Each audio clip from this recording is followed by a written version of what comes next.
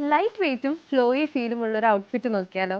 Yes, നമ്മുടെ സ്വന്തം പോത്തീസിൽ വെറും 1215 പ്രൈസ് റേഞ്ചിൽ ഒരു ട്രെൻഡി കോമ്പിനേഷൻ സൽവാർ സെറ്റ് വന്നിട്ടുണ്ട്. ജോർജറ്റ് മെറ്റീരിയലിൽ റെഡിയാക്കിയ ഈ ഔട്ട്ഫിറ്റ് ലൈറ്റ് വെയ്റ്റും ഫ്ലോയി ഫീലും ഉള്ളത് കൊണ്ട് വിയർ ചെയ്യാൻ വളരെ കംഫർട്ടാണ്.